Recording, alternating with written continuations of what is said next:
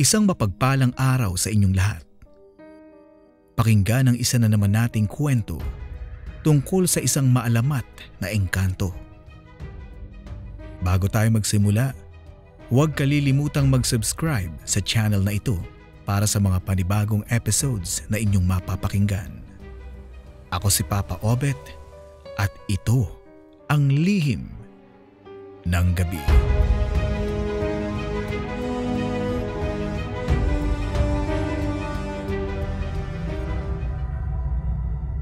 Inaanyayahan ko po kayong magbalik tanaw sa nakaraang buhay ni Teban.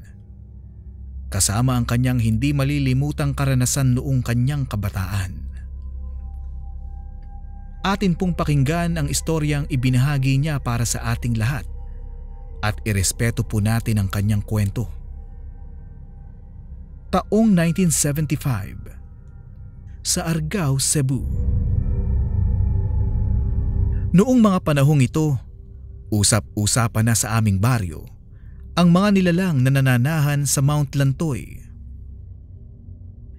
Isa ito sa mga dinarayong bundok dito sa aming lalawigan dahil sa natural nitong ganda. Dahil sa malaparaisong tanawin ng bundok, hindi ko rin maipagkakaila sa aking sarili na dito ako kumukuha ng aking pinagkakakitaan. Bagaman isa lang akong pobreng mangangaso, pamilyar naman ako pagdating sa pasikot-sikot sa gubat. Ayon sa mga kapwa ko mangangaso, ang halimaw na tinutukoy ng aming mga kababaryo ay ang aswang na korokoto.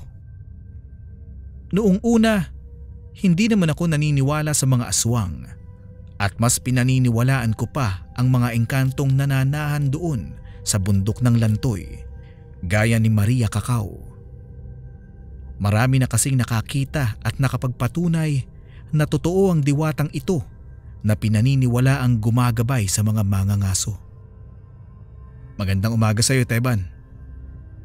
Naniniwala ka ba dun sa sinasabi ni Mang Tiago? Na dapat daw, kapag nangangaso tayo dun sa Lantoy, sa araw lang ng Biyernes hanggang Linggo, ang bating tanong ni Tobal. Ha? Bakit? Sino naman ang nag-utos niyan?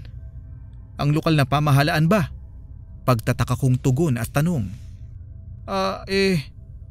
Hindi naman. Narinig ko lang. Yun sa usapan ng mga albularyo. At sabi pa nila, kung araw-araw daw tayong mga ngaso, baka mabulabog natin ang mga korokotong aswang sa bundok. Mariing paliwanag pa ni Tobal. Dahil sa aking mga narinig, tumangulang naman ako dito habang nakangisi. Pero hindi ibig sabihin ito ay tinatawanan ko lang ang mga habilin ng matatandang albularyo sa aming lugar. Lalo pa nga at ang aming baryo ay nasa paanan lamang ng bundok Lantoy. Kung kaya naman sa paglipas pa ng mga araw, nagpatuloy lang kami sa buhay ng kaibigan kong si Tobal. Dagdag pa nito, na wala naman daw masama kung susunod kami sa paalala ng matatandang albularyo sa aming lugar. Ngunit simula nang sabihin sa akin ito ang tinutukoy na halimaw ng mga albularyo na isa palang uri ng aswang sa bundok, aminado na ako sa aking sarili na tumaas ang aking pagtataka na alamin at makita kung ano bang klaseng nilalang ang mga aswang na korokoto. Inisip ko rin noon na ano ba ang kaya nitong gawin sa mga ordinaryong tao. Ngunit sa ibang sulok ng aking isipan, gusto ko ring makita ang diwatang si Maria Cacao. Sa dami tuloy ng aking iniisip, hindi ko na namamalayang nauubos na ang oras ko maghapon sa kakatunganga sa mga bagay na suntok sa buwan, ika nga. Minsan tuloy, naiisip ko din sa aking sarili na baka ang mga korokoto at si Maria Cacao ay isa lamang ilusyon na ipinagkakalat ng mga tao para hindi na kami mangaso. Gayunpaman, tuloy-tuloy lang ang buhay kung totoo man ang mga aswang at engkanto. Wala na rin akong pakialam sa mga ito. Gayon din ang payo ni Mang Tiago na umakyat lang kami sa bundok tuwing Biyernes hanggang Linggo Ang lahat ng habilin at paalalang iyon ng matandang albularyo ay hindi namin sinunod pa ni Tobal. Mas inintindi na lang namin ang aming kumakalam na sikmura at kung ano ang makabubuti para sa aming pang-araw-araw na pangangailangan. Sa bawat araw na dumadaan, palagi kaming magkasama ni Tobal na mamundok at naglalatag ng mga patibong para sa mga ligaw na hayop. Halos hindi naman kami nabibigo ng kaibigan ko sa bawat araw na magkasama kami sa bundok. Sa katunayan, may mga naiuuwi naman kaming baboy ramo at mga bungang kahoy sa amin. Pwede itong kainin o kaya naman ay maibenta sa merkado. Sa ganitong paraan lang umiikot ang buhay namin bilang mga mangangaso. At kung minsan, may mangilan-ngilan din kaming nababalitaan tungkol sa ibang mga mangangaso na nawawala sa bundok. Ayon sa mga kamag-anak nito, matapos daw umakyat ng bundok ng lantoy ang mga iyon, ay hindi na raw nakakauwi ang mga ito. Isang bagay na pinagtatakhan ng mga tao sa aming baryo at sa mga karatig na baryo. Ang usap-usapan pa ng ibang residente sa baryo na baka daw napagkatuwaan ng kanilang kaanak ng gumagalang korokoto o dili kaya'y iniligaw na ng mga engkanto. Dala ng labis kong pagtataka, napagpasyahan namin ni Tobal na magsagawa ng sarili naming investigasyon. Humingi rin kami ng tulong kay Mang Tiago upang magabayan kami nito sa mga bagay na aming gagawin. Subalit ayon sa matandang albularyo, malalagay lang daw kami sa peligro kapag ipinagpatuloy namin ang aming binabalak. Dagdag pa nito na noong araw daw ay hindi naman talaga nananalasa at lumalabas sa kanilang pugad ang mga korokoto at engkanto. Sa katunayan, nagsimula lang naman magparamdam ang mga nilalang na iyon simula nang mabulabog ang natural na tirahan ng mga ito. Alam nyo mga iho, maaaring ang mga nawawalang tao dito sa baryo natin na umaakyat sa bundok ay kaparte lang ng kapangahasan ng mga tao. Isipin nyo, noong araw nakakaunti pa lang ang mga tao sa baryong ito at sapat pa ang kabuhayan ng mga tao sa kapatagan, wala ni isa ang napapabalita ang pagsalakay ng mga korokoto. Pero ngayon, dahil sa katarantaduhan ng mga dayong manlalakbay at sa mga sakim na mga mangangaso sa buong Argao,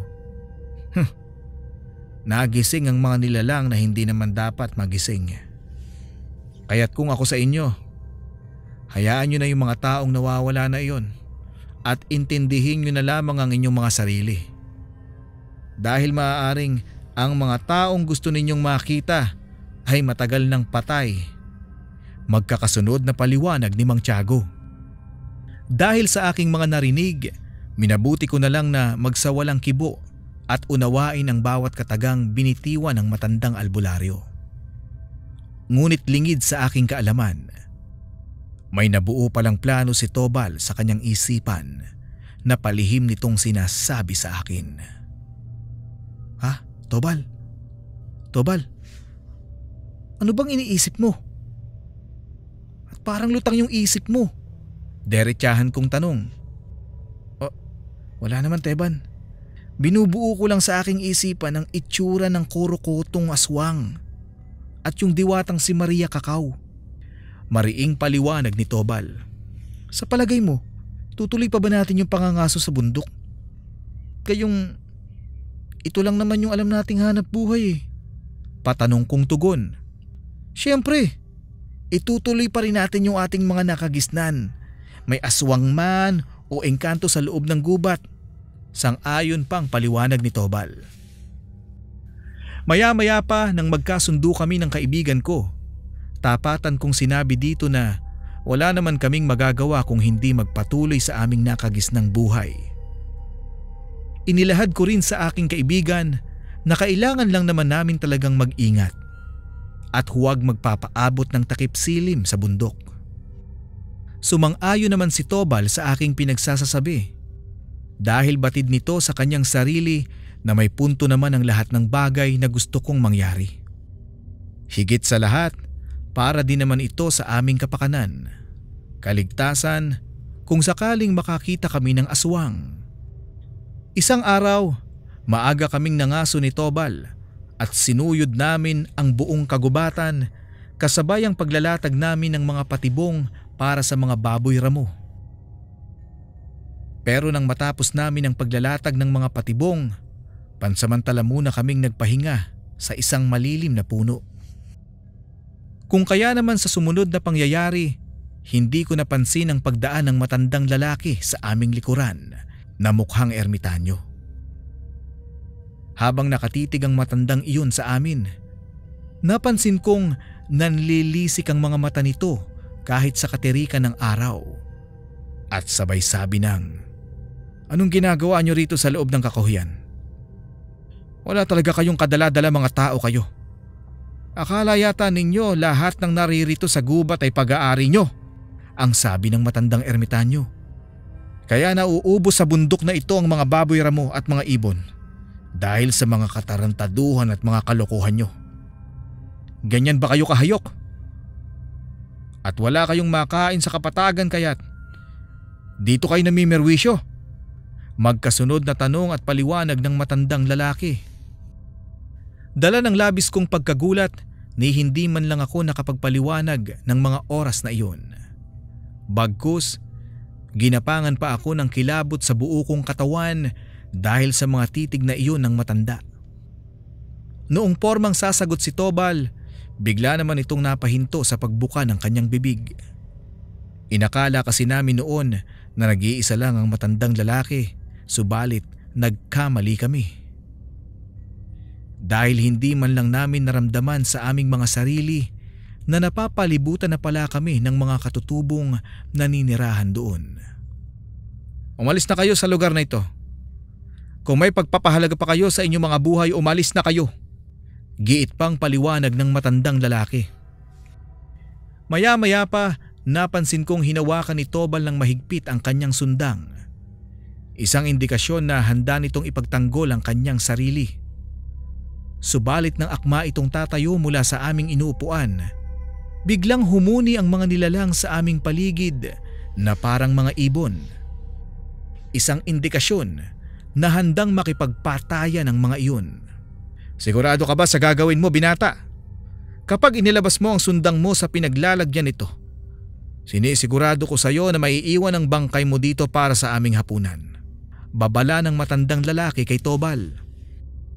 Sa pagtayo namin sa aming kinauupuan, bigla namang may nagpakitang engkanto sa pagitan namin ng mga nilalang na iyon.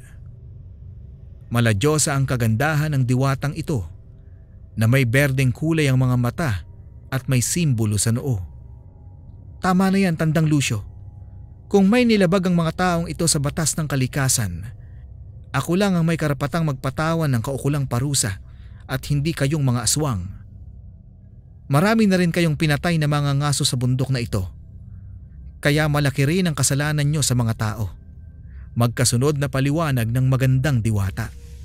"Ipagpaumanhin mo, Reyna Maria, aming diwata. Galit lang talaga kami sa mga abusadong mga ngaso. Dahil kung uubusin ng mga taong ito ang pangunahing pagkain ng mga aswang sa gubat na ito, baka mapilitan kaming manalasa sa mga baryo sa paanan ng bundok." Mariing paliwanag ng matandang aswang. Dahil sa aking mga narinig, ngayon ko lang napagtanto sa aking sarili na ang mga nilalang na nasa aming harapan ay ang maalamat na engkanto na si Maria Cacao at ang mga aswang na Korokoto. Kung kaya naman nang matapos maiparating ng mga aswang ang kanilang saloobin, naging malinaw na ang lahat sa akin.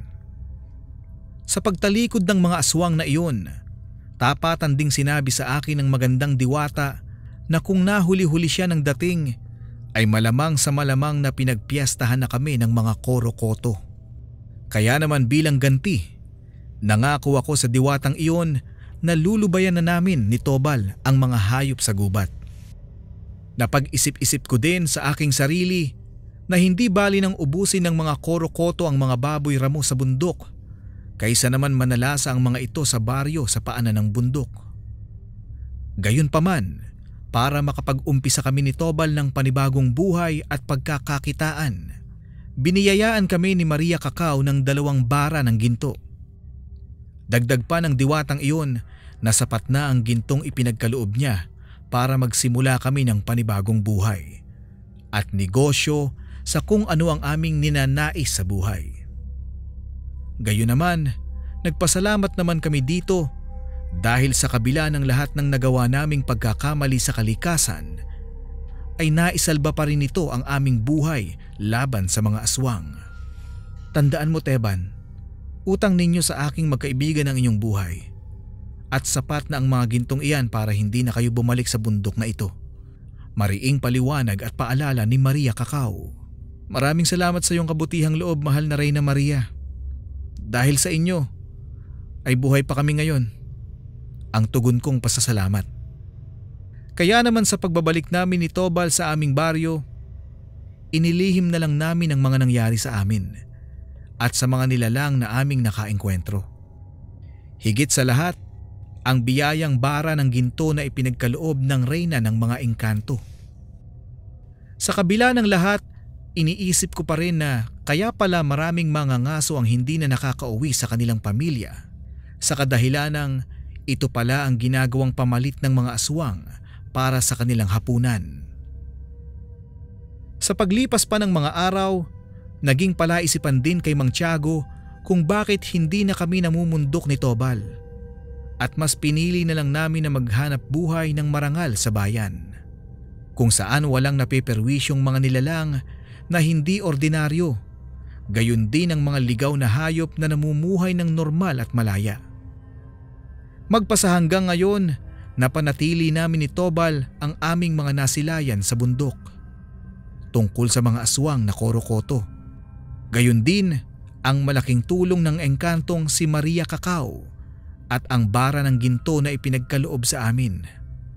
Hanggang dito na lamang po ang aking kwento at maraming salamat po sa inyong lahat.